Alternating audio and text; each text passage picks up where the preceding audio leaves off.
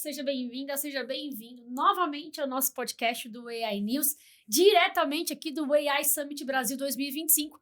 E eu tô com dois crânios, gênios, sei lá o que eu vou falar deles aqui. Eles que vão se apresentar, porque o tema aqui agora vai ser quente, minha gente. É isso mesmo. Vamos falar um pouquinho de pós-AI, vamos falar de saúde, aplicação, transformação, preocupações. Mas, antes de mais nada, eu vou pedir para eles se apresentarem. Por favor, Dixon, fale um pouquinho da sua jornada, fale um pouquinho de você, um pouco mais de você, porque a gente já conhece um pouquinho, mas eu quero ouvir mais. Não, mestre em AI aqui é o Kimura, né? Não, você também vai. Você tá sendo muito tímido. Agora, eu sou o usuário, o trabalhador e o operador no mundo da saúde há 42 anos. CLT, não, brincadeira. CLT eu já deixei muito tempo. Glória a Deus. Então, mas o importante é que esse tema de hoje, eu tô tão feliz hoje aqui, sabe por quê? Porque é uma coisa de você estar aqui, porque você está aprendendo, e o outro que você está recebendo. Eu sou grato porque eu escuto conversas aqui, como o Kimura está falando, eu falo de médio e longo prazo, e nós temos problemas graves no curto prazo quando a gente fala de tecnologia. Perfeito. E produto, e não é aquela coisa que a turma vai falar, não, super tecnologia. Nós estamos falando de coisas extremamente básicas. Eu trabalho na área de consultoria, eu trabalhei muito tempo na área do tripé da saúde, que é operadora, hospitais e laboratório. Perfeito. 42 anos na área da saúde, hoje eu tenho uma consultoria na área estratégica da saúde. Que legal. Então a gente trabalha... E esse é um tema muito pujante, né? Saúde, muito. Longevidade e assim por diante. Porque tudo na saúde é perene, e além de ser perene, que é o que a turma sempre olha na saúde, é de longo prazo. Sim. Não existe nada de curto prazo na saúde. Tudo que você monta e que a gente fala, mês que vem vai mudar tudo, não muda, porque nós estamos mexendo com seres humanos. Inclusive caixa, né? Fluxo de caixa futuro, né? Teve que olhar para isso também, né? Isso é fundamental. Perfeito. Juliano, conta um pouquinho de você rapidamente. Esse cara aqui, gente, vocês vão ver o currículo dele daqui a pouco. Tem uma cabeça também exponencial para tecnologia. Vale muito a pena estar conectado com você. Não, tem gente que me chama de louco, desvairado. Mas tudo bem, ué. Não, eu acho que assim, tirando a brincadeira, eu tô nesse mercado de tecnologia há mais ou menos uns 20 anos. Trabalhei desde os primeiros mundos virtuais, desde a época do Second Life, do Ragnarok, que são momentos marcantes da internet, né? Então eu peguei toda essa transição tecnológica. Perfeito. E trabalhei no Facebook 2014, 2015, era responsável pela capacitação. Meio da pandemia, a gente vai olhar o futuro. Perfeito. Fiz um curso no MIT sobre transformação digital. Boa parte do curso era voltado para Deep Learning, Machine Learning e Blockchain. Olha só. Isso em 2021, 2022. E aí foi que a minha cabeça explodiu, né? Porque ali, para mim, já foi uma visão já de... Cara, a gente está vivendo uma internet medieval. E aí, desde então, eu tenho me aplicado a me preparar para esse momento. Perfeito. Muito bom. Muito bom ouvir você, muito bom estar aqui com vocês. E percebam, né? São diferentes gerações, né? Mas com cabeças todas muito convergindo para uma coisa que é super séria, né? Que é o uso da ferramenta, que é o uso, né, desse mecanismo que surge lá em 1950, né? Porque inteligência artificial não é novo, né? Se a gente for falar dos parâmetros corretos, IA não é nova, né? A IA generativa, como a gente conhece agora, como a gente tem experimentado na prática, aí sim a gente pode dizer que é algo muito novo. Mas não ao que a gente já conhece há muito tempo, né, Juliano? Sim.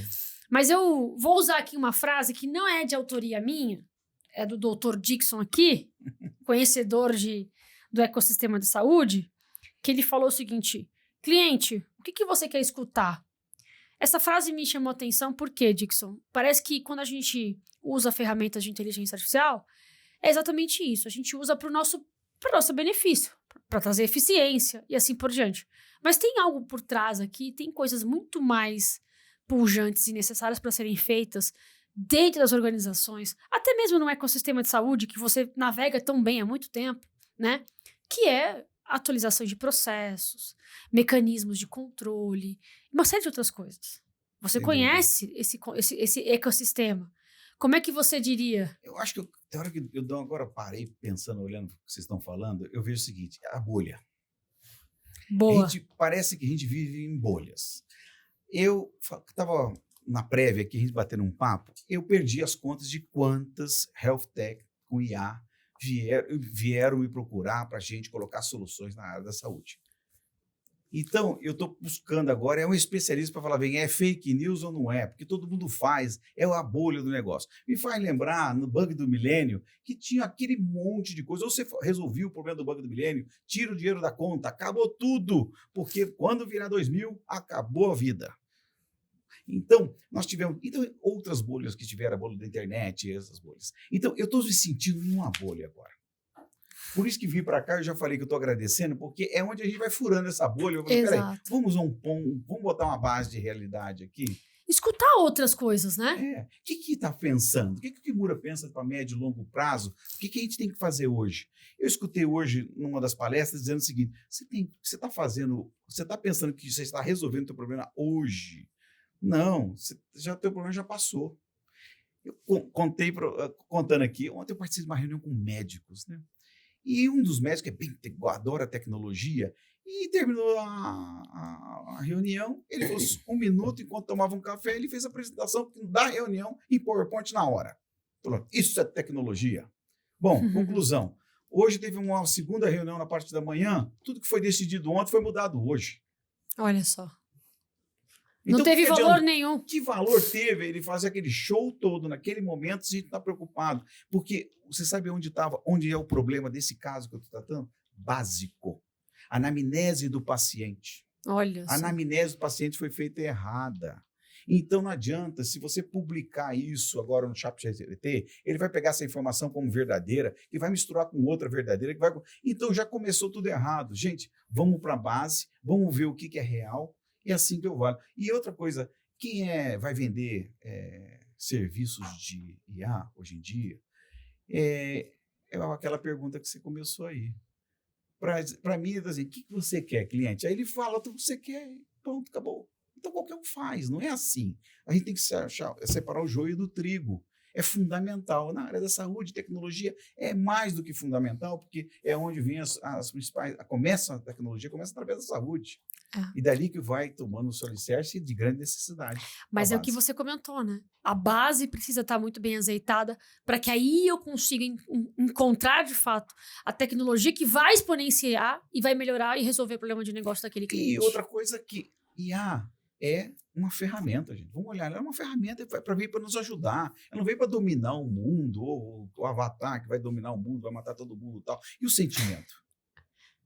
E a percepção? Se fazer reunião por vídeo valesse tanto, por que a gente pede agora para fazer presencial? O olho no olho?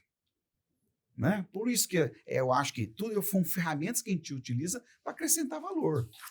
É isso. Mas agora eu quero ouvir também o Juliano e perguntar para ele, também nos bastidores aqui, a gente estava conversando, existem muitas coisas, né, sobre inteligência artificial, sobre o que já foi aplicado, como que as empresas estão aplicando.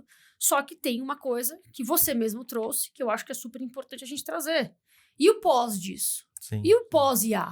Eu tenho umas reflexões, assim, em volta da IA, vendo principalmente tudo que está acontecendo, né? Então, olhando de uma visão mais macro, hoje a gente tem registrados cerca de 40 mil soluções de IA. Olha só. Por mês, eu fiz um cálculo, uma análise, por mês a gente tem por volta de 160 novas ferramentas todos os meses. Meu Deus. Isso dá em torno de umas 4, 5 por dia, mais ou menos. Por aí. Então, você começa a perceber que você não está mais acompanhando. E aí você tem eu já estou acompanhando uns movimentos, o pessoal já está falando sobre vibe coding, né? Vibe coding é um movimento de que pessoas que não sabem programar estão criando seus próprios aplicativos. Os programadores criticam bastante e tal, mas eu acho que isso é muito meio assim, é muito mais, agora chegou a minha vez e vai doer agora no meu mercado, aí eu sou contra, perfeito. Sabe? Tipo, porque quando é no jardim do outro, tá tudo bem. Quando não é no dele... Quando não é no dele, aí quando vai no seu, aí você tem que defender. Né? Sim. Mas o que eu vejo é mais ou menos isso. Assim, esse movimento ele vai ter impacto em todas as indústrias. Só um parêntese, essa questão da vibe code é justamente em função das ferramentas que a gente chama de low code e no code, né? Essa é totalmente no code. No code, sem código nenhum, ou seja, você não precisa codificar, codar, como a gente fala, né? Você vai... o vibe coding é um conceito de você pede a aplicação do jeito que você quer, Para uma IA. E descreve ela e ela desenvolve a aplicação para você. Perfeito. Óbvio que se você sabe codar, isso fica muito melhor, né? Não tenho dúvidas. Mas isso, ao mesmo tempo, democratiza a programação. E aí eu vou entrar num paralelo que, assim, quando o Instagram foi lançado, os fotógrafos criticavam o Instagram. Não sei se você se lembra disso. Sim, bastante. Porque É invertido, né?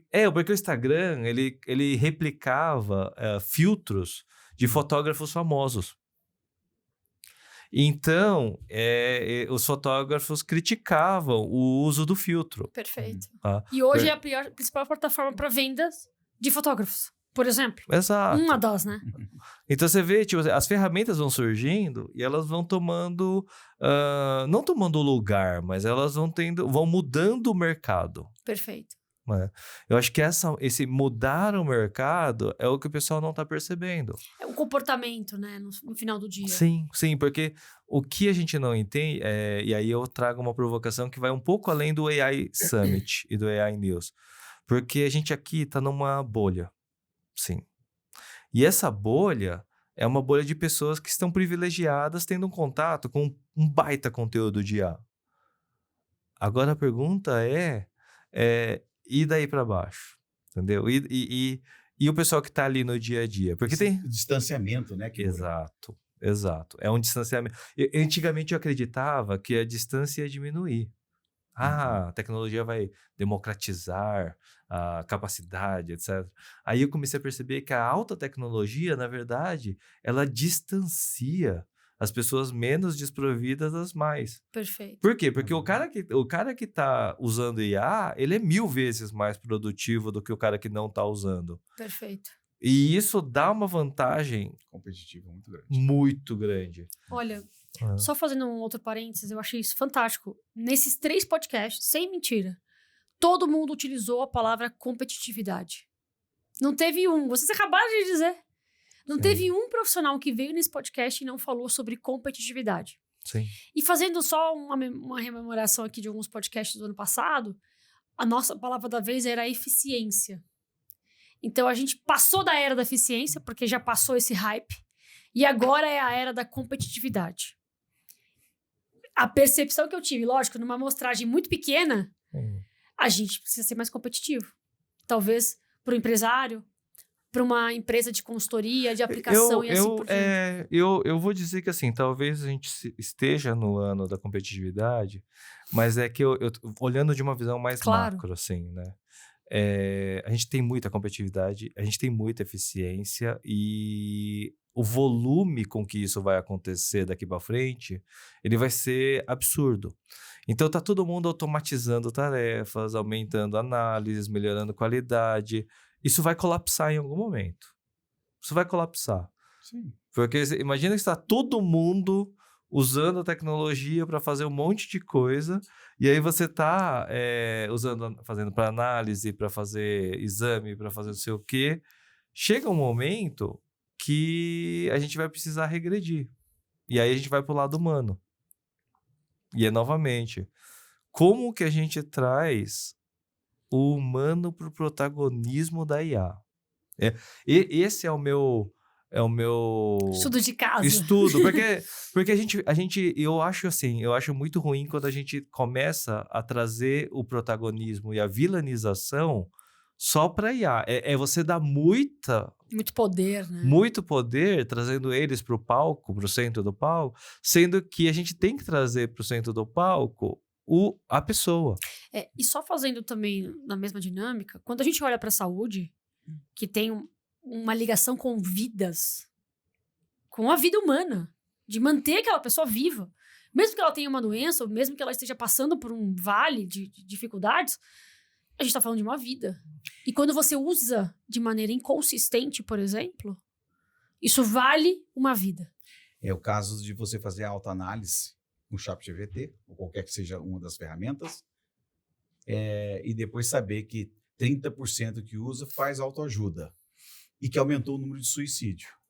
Porque o ChatGPT, o que ele quer fazer? A IA quer mostrar para ele quer deixar a pessoa muito bem. Esse é um item muito importante. A outra coisa é a autoconsulta. Perfeito. Você lança o seu problema, ele já manda as suas medicações e você está fazendo sua autoconsulta. Isso daí tem efeitos colaterais grandes. Então, na saúde, a sensibilidade ela é muito grande mesmo com o ser humano. Sim. Em primeiro lugar. Então, o que ele falou do distanciamento que a gente vai ter de conhecimento. Depois, essa bolha que leva uma série de informações onde deixa a pessoa paralisada. Tá certo que o mundo mudou. As decisões, elas têm que ser muito mais rápidas. Lembra que o 5-year plan não existe mais. Não é? Então, hoje, as decisões são mais curto prazo, então você tem que dar velocidade. Nós temos que saber usar essas ferramentas para dar essa velocidade que o mundo precisa. Perfeito. Me faz lembrar uma determinada reunião que eu participei em 2020, 19 e 20, onde bancos dando a importância de uma agência bancária. Eu participei no mês passado de uma mesma reunião sobre determinados locais onde os bancos vão dizer, tudo bem, aquilo a gente não faz questão. De lugares nobres que nós estamos acostumados a passear e ver, e aquilo era importante para o banco. Aquela imagem não é mais importante a agência do jeito que era em 2020. Olha só. Esse é um item. Né? Na saúde, exatamente, o equipamento que você já está obsoleto, você não consegue mais usar da velocidade que tem. Então, você tem que tomar decisões rápidas para que você sensibilize melhor o ser humano. Perfeito. E o que a gente fala da humanização de fato, né? Humanização. A gente vem falando e ouvindo muito dessa palavra humanização, como se nunca fôssemos humanos. Mas a verdade é que sempre fomos humanos. Eu acho que tem um ponto aí que eu acho que é muito importante que a gente entenda que a internet e a IA, ela está chegando num estágio que, como ela está navegando na internet por você, ele passa a ser uma extensão do usuário. Perfeito. Então, é como se o usuário não precisasse mais entrar em sites para consultar roupas e escolher a melhor roupa. Ou mesmo não ir até a um determinado lugar, como o banco. Né? Ele simplesmente pede. Ele pede para a IA vai executar por ele. Ele vai navegar, logar, criar. Ele vai fazer tudo o que o usuário pode fazer. Que é o que a gente chama das tarefas repetitivas. Isso. E aí, exato, eu trago uma outra provocação que vai além, que é o seguinte, a gente vai começar a ter dentro da IA uma autonomia que às vezes pode fugir do controle, que é o que eu acho que é o que você citou de exemplo, sobre alguém precisa estar, no final das contas, dando o ok, dando o aceite, olhando e dando enter. Porque em determinado caso, se você não tem se você der muita autonomia à máquina, ela sim vai sair navegando num nível que ela pode acumular riqueza por si só. Tá? Riqueza, informação, dado, cruzar com outras informações que talvez não façam o menor sentido, ou eventualmente até trazer um dado que seja real, né? Mas como o Dixon comentou, eu quero uma IA para validar se é fake ou não é fake, né? É uma coisa meio utópica de dizer, não, mas no nível prático, você consegue ter uma carteira da IA e a IA consegue deter ativos financeiros. Sim. Se você for olhar na área da medicina, vamos olhar para o lado da medicina reprodutiva. Sim. Né? Hoje, a gente depende do fertilhante para fazer o tratamento, do embriologista para manipular os gametas e fazer a FIV para gerar o bebê. Já tem nos Estados Unidos, no México, que começou, uma empresa americana que está no México, a fazer tudo por inteligência artificial e tudo robô. Uhum. Ok. E a sensibilidade, então, isso é um processo que se resolve. Isso pode ir para frente? Pode. Isso tem capacidade de ser mais produtivo, acelerar o processo? Pode. E o aculturamento e a orientação do médico básico, que eu sempre falo que o maior problema da reprodução humana é o desconhecimento, onde o ginecologista, muitas vezes da mulher, vai falar para ela que não pode ter filho depois dos 35, onde a capacidade ovariana dela, ela já sabe que vai estar debilitada. é limitada nesse sentido com o passar dos anos. Então, onde está a educação para a gente já ir pensando ou na criopreservação, ou nos problemas, na saúde, nos sintomas que vão de informações. Sim. Informações hereditárias, informações que você tem que ter lá na base, muitas vezes com 20 anos de idade você tem que ter essa informação. Porque tem mulher que fica estéril, pode ser com 25. Olha. Então, mas eu vou dar uma olhada só quando faz 35. Já tem toda uma sociedade que quer ter filhos mais tarde. Mas mais tarde você não tem mais óvulos. Ou 15% dos homens são inférteis por uma série de fatores, estresse e tal. Então, existe um outro lado que a gente falou do lado humano, o negócio, a humanização, o negócio fundamental em qualquer atividade que a gente tiver. Sem dúvida. Seja ela qual for. Eu estou falando de saúde, porque é o que a gente transita, mas na área de tecnologia também tem que ter o bom senso. Sem dúvida, né? Eu acho que o Juliano trouxe uma coisa também importante, assim, um pouquinho fora das câmeras, mas acho que a gente vale a provocação até para a gente ir caminhando aqui para as considerações finais. Mas é muito importante que a gente tenha um tema aqui que você trouxe muito bem e chama a atenção, que é exatamente isso, né? A era da internet morta. Sim, a era da internet morta. O que é isso, Juliana? Conta pra gente um pouquinho. A gente teve uma teoria conspiratória que ela é publicada na internet, na Wikipedia, etc., que é a teoria da internet morta, que diz que boa parte das interações na internet vão ser entre automações, né? Eu já não vejo isso mais como uma teoria. E aí eu escrevi um artigo chamado era a era da internet morta, o fim das redes sociais. Sim. Principalmente quando a gente tem um anúncio recente de que pela primeira vez a IA passou no teste de Turing. O teste de Turing é aquele teste que separa homens de máquinas. E a IA consegue passar nesse teste. Então, a partir desse momento, é indistinguível a atuação de uma máquina e de um ser humano dentro dos sistemas. Tá? Isso vai gerar um caos, isso vai gerar uma crise de confiança, principalmente. Sim. Né? Então, a gente vai ter, de fato, que ter melhores credenciamentos, melhores checagens de dados, e isso precisa ser com uma tecnologia criptografável, auditável e aberta. Perfeito. E aí, por isso que eu digo que isso precisa ser blockchain, tá? Porque blockchain é essa tecnologia. Sim, sim. Web3, né? Web3, porque a gente está na Web 2. A Web 2 é medieval por quê? Porque o que você tem de crime, o que você tem de fraude, o que você tem de coisas erradas na Web 2 é gigantesco. Sim. É gigantesco. E na Web3, você começa a mitigar esses problemas de autenticidade. Porque, por exemplo, assim, um diploma. Você tem um diploma, beleza. Me mostra onde está a sua credencial autenticada do seu diploma. Aí, se você tem um diploma há muito tempo, você pega o seu canudo, né? Desenrola o papel, ou você tem que voltar lá na faculdade e pedir para checar o dado na faculdade, no servidor da faculdade particular. Só que isso, imagina que você tem um protocolo de confiança, onde, por exemplo, atestado médico. Cara, atestado médico É o que mais vai... Nossa! É o suprassumo. É uma indústria. É uma indústria. Você vai no Google, você pesquisa lá, quero atestado médico, tem dezenas de sites que dão atestado médico. Imagina se você tivesse como atestar as credenciais do atestado médico via tecnologia blockchain, seria impossível fraudar atestados médicos. Então, a IA, ela vai gerar, e se é que ela não é a maior força, da internet morta. Né? Olha só. Então, É um episódio pra gente gravar de mais de 2 horas, porque esse tema é provocador. É pós-bolha. É pós-bolha.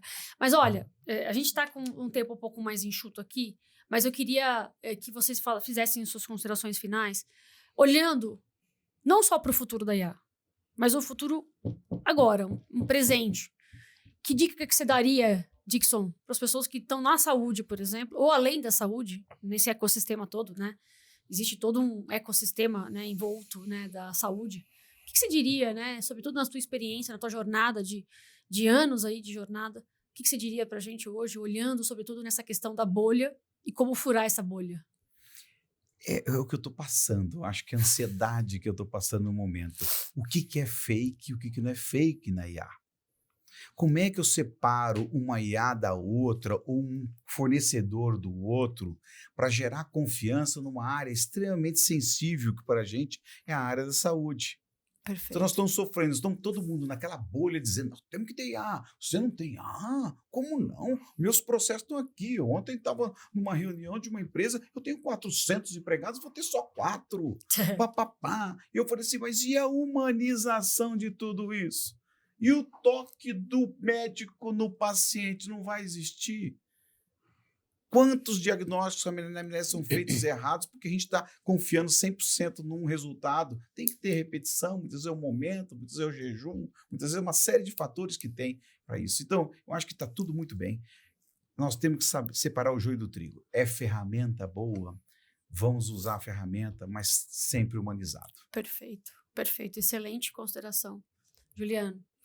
Bom, se eu tiver que dar uma dica para quem está assistindo ou passar uma mensagem, eu diria para você passar do título, não só passar do título, chegar no primeiro parágrafo e, pelo amor de Deus, ler mais 2 ou 3. Tá? Porque a gente tem hoje uma visão muito superficial do conhecimento, né? E a gente tem que sair desse vislumbre da IA, né?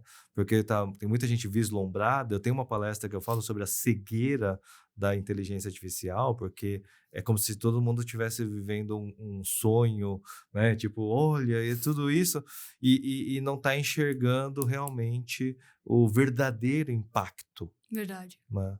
Então, ir para o segundo parágrafo, ir para o terceiro parágrafo, vai te preparar para essa próxima etapa. Perfeito. E estudar muito. Né? Acho que o agora é o momento de a gente se aprofundar. A gente está chegando agora, eu digo que a gente está no momento que é só mato. Né? A gente vai poder chegar daqui uns anos, a gente vai falar assim, lembra da IA? Quando era só mato? A gente começou quando era só mato. Mato alto ainda. Né? Mato alto e mato crescendo muito rápido. Né? A gente vai ter a necessidade de pessoas com um conhecimento mais sólido, com mais qualidade, e que isso seja realmente disseminado para que a gente cresça com o uso saudável da internet, com o uso saudável da IA. Não, gente, maravilhoso. Acho que saímos com muitos insights aqui e assim, vamos pensar nisso, né? Tipo, a gente precisa entender o que é de verdade, o que não é fato e o que não vai ter efeito na nossa vida prática no final do dia. Vamos humanizar, porque no final do dia, o médico, o contador, o advogado precisa olhar para o cliente, olhar para ele e dizer, o meu problema é esse. É mais do que simplesmente só a aplicação da inteligência artificial. Exato. Né? É para além da inteligência artificial. Mas olha, gente, muito obrigada por mais esse episódio. Eu achei incrível, muito inspirador e mais que inspirador, prático. Né? Ouvir vocês já com essa experiência toda. Mas antes de a gente ir para o próximo episódio, eu queria que você deixasse como é que as pessoas podem te encontrar, como é que as pessoas podem te conectar.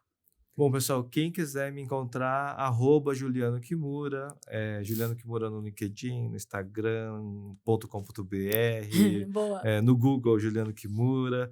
Eu gosto de fazer uma provocação. Claro, eu falo para as pessoas perguntarem para a IA de você, pergunte para a sua IA quem é Juliano Kimura e conta para mim a resposta, vê se ele sabe responder.